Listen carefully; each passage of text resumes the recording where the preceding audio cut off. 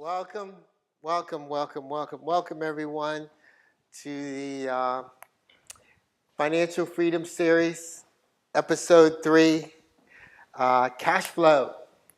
We are now getting into something that a lot of people don't get into this level of detail in their personal finances. They don't understand cash flow. They don't get into it. They don't know it. It's something that happens and occurs all through their financial lives, but they don't understand it. And this is just another level. And actually, cash flow is the most important piece of this puzzle because it talks to you about debt and loans, loan payments, talks to you about your cash balance and how to replenish your cash balance. It talks to you about all the expenses because it includes income and expenses, the income that you make, the expenses that you make, and net income is a part of it. So cash flow is something that I think all of us, again, like I said, we don't really pay attention to or don't understand, and we stay in the areas of the income statement and some maybe even the balance sheet. But the income statement is generally where people hang their hat on and say, okay, I know how much I make and I know how much I spend, and that's the end of that.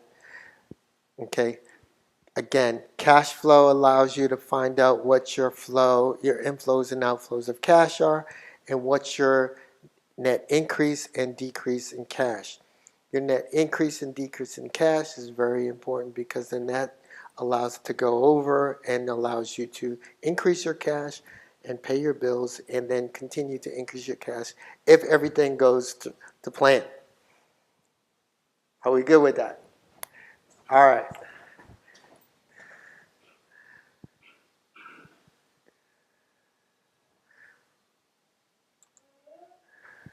So, like I've done in the past, in the two episodes, just to point out, we had a great dinner. Everybody had a great dinner? Yeah. All right, thank you. Introduction, Derek Daly, and this is our seminar, and then we're going to have the Q&A. So from an introduction standpoint, again, my name is Derek Daly. I'm an entrepreneur, business owner, and philanthropist.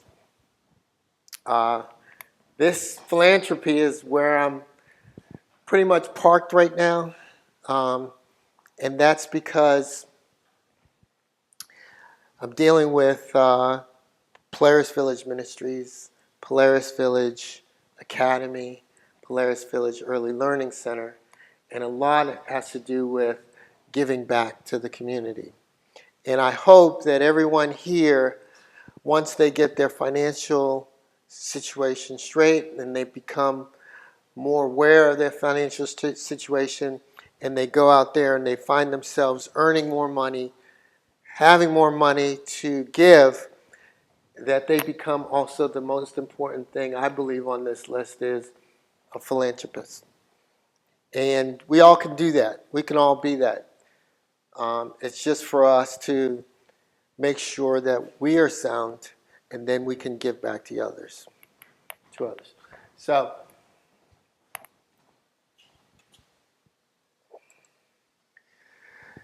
let's get right into it. Your cash flow statement. Okay. And you'd say, what is the personal cash flow statement? Okay. A personal cash flow statement is, again, the inflows and outflows of cash. And then it shows what is my cash at the end of each year, each month, however my statement rolls, that can replenish my cash account. Okay? So you take inflows of cash. Inflows of cash, again, is the income, the net income. Okay? Inflows of cash is oh, I went and got a loan, and that loan is giving me X amount in cash. Okay, that's an inflow in cash. From a cash flow standpoint, that's an inflow of cash. Outflows of cash, you're talking about the loan payments, the differences in the loan balance, and that's your loan payments, and that's taking off your interest and your principal. Okay, generally it's your principal in most cases because it's your reduction in principal. Okay, and what that does is that takes away from your cash because you're making a payment.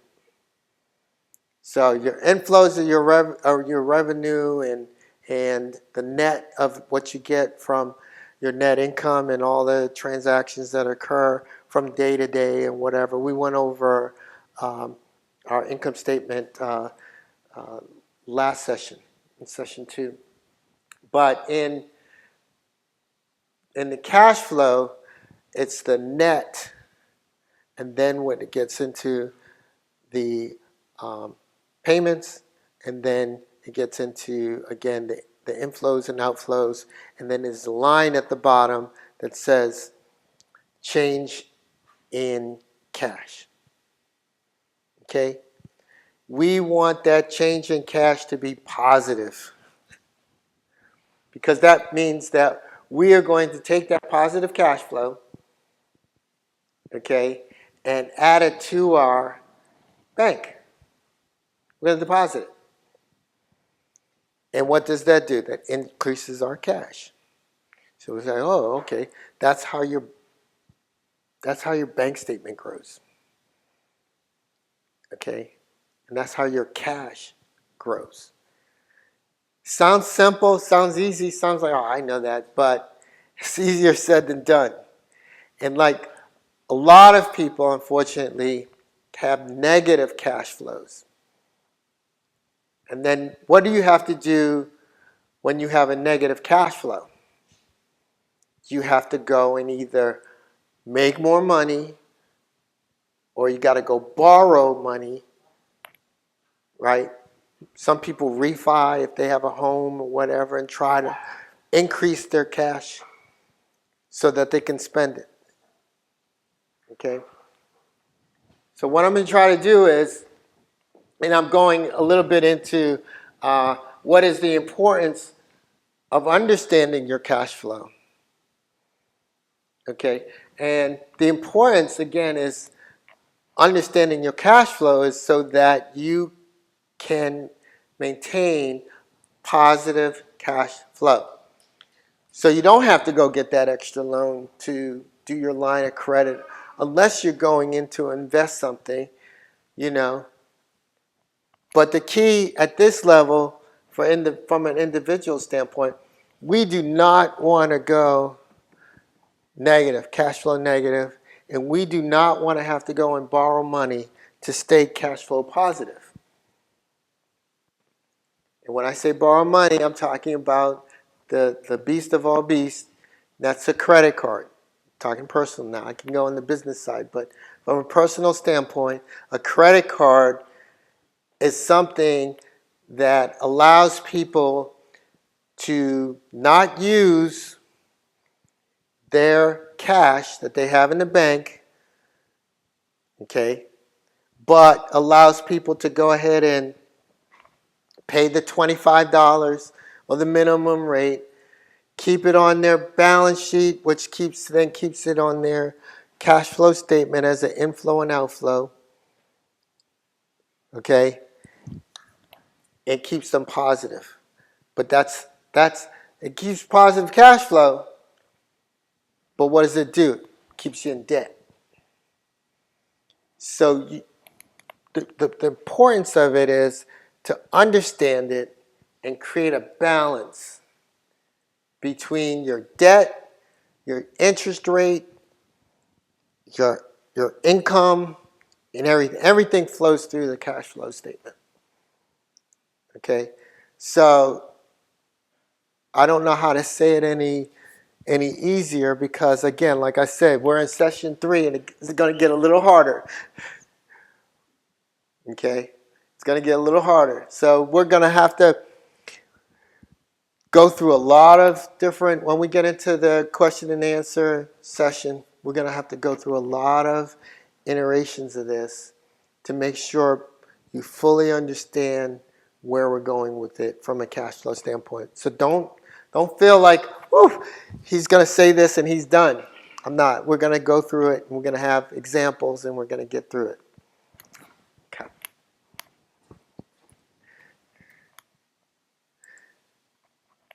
So again, this is what I was saying. Your cash flow statement. So you'll add in your net income. Net income. Okay? And hopefully that net income is a positive. Now, it could be net loss. Could be a negative. But we're going to go with that's a net income and that's a positive. Cash inflows. Like I said, cash inflows are if you got a loan and you get that cash in your pocket, that's a cash inflow. If you get an inheritance, that's a cash inflow. If you get a dividend payment, that's a cash inflow.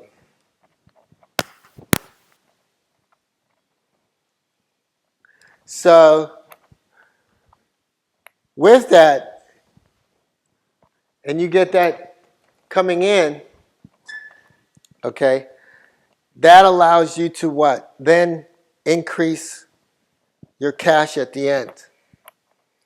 Again, your outflows are your changes in that debt.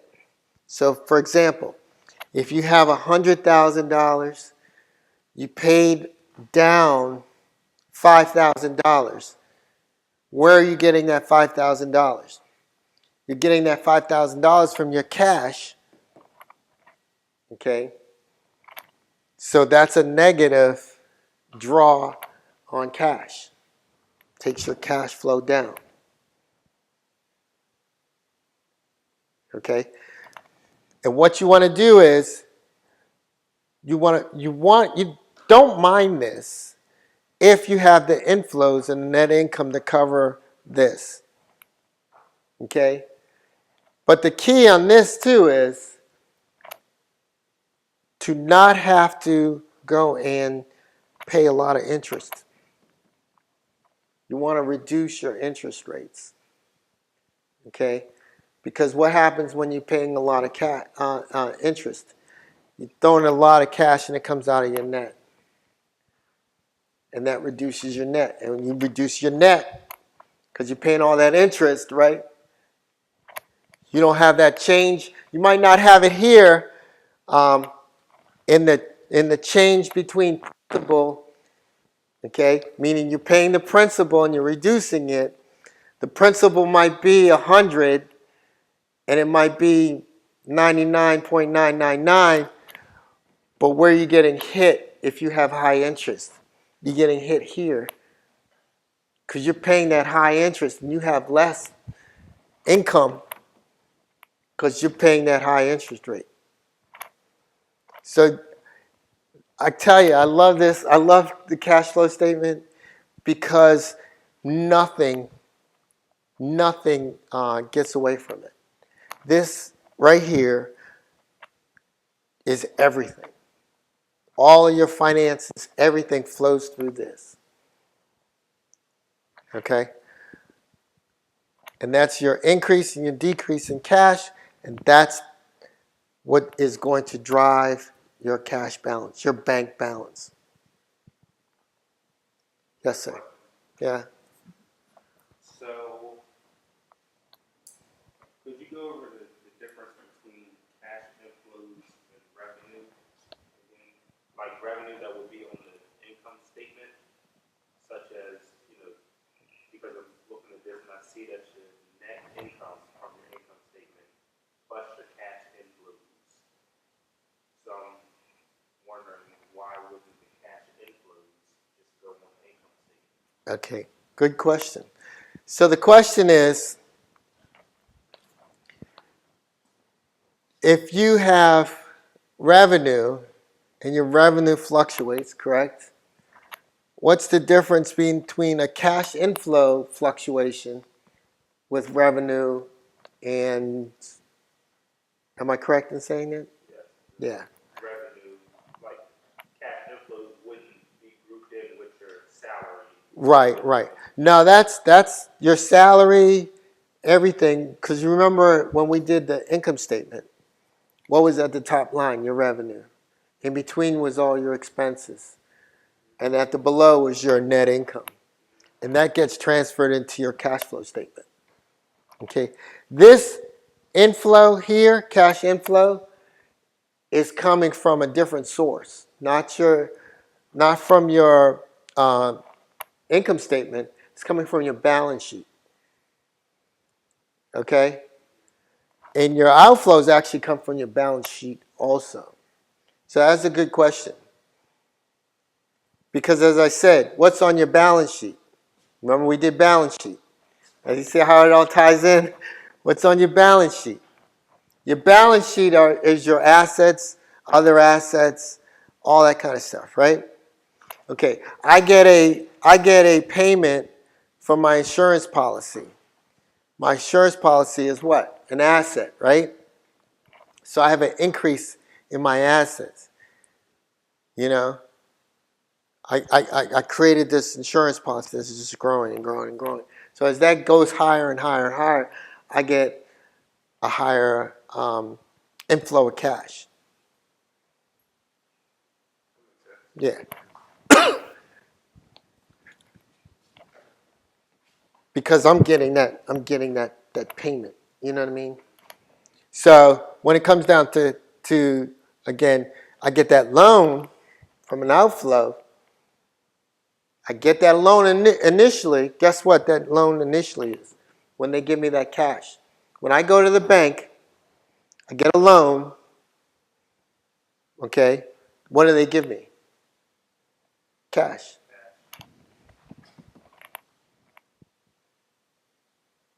Okay, so that's an increase. All right, what does that do to here? It increases my bank balance. Okay, when I have to pay that loan, what happens? It's outflow. It's a decrease. There you go. It's a decrease in cash as I have to make that payment. Okay, the interest portion goes in net income. The actual principal reduction goes in cash outflow.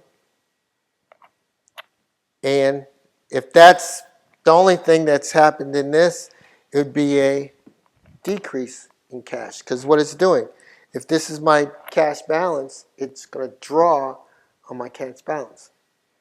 But then if you have, the key now is having these two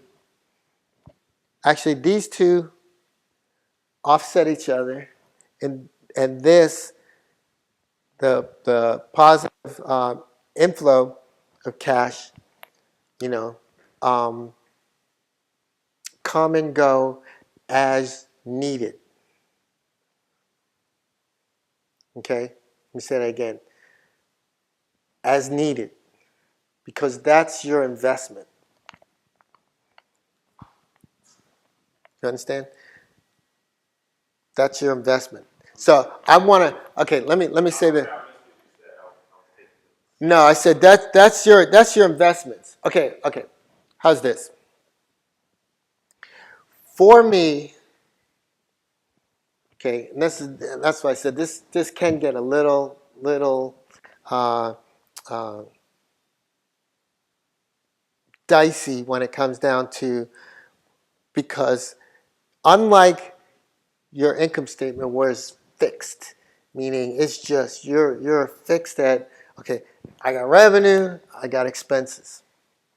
Your inflows and outflows can change categories. Okay?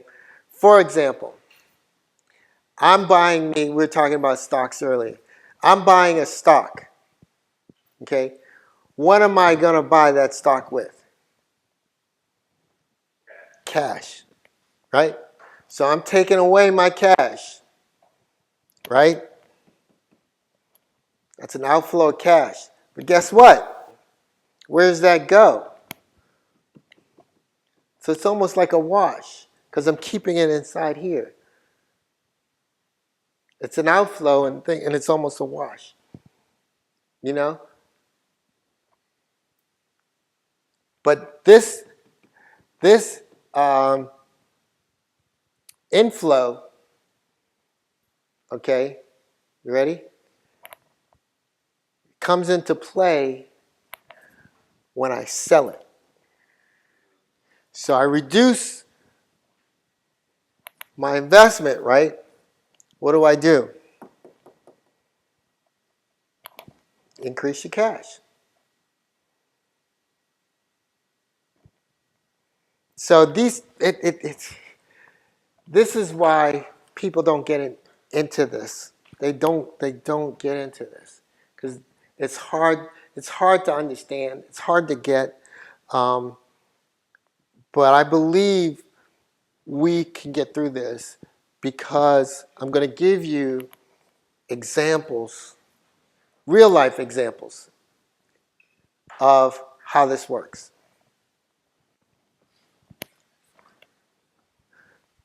Okay. So I'm going to move on.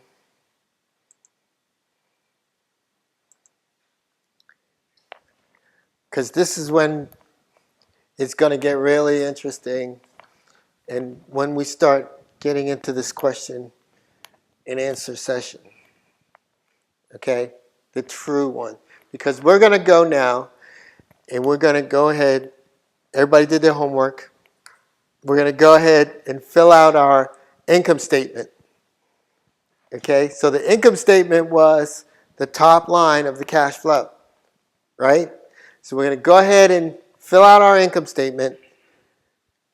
And then we're going to go from there and see what we have. Okay? We're all good? All right. Any questions from here? Any more questions? I love your question. Any more? No? Okay.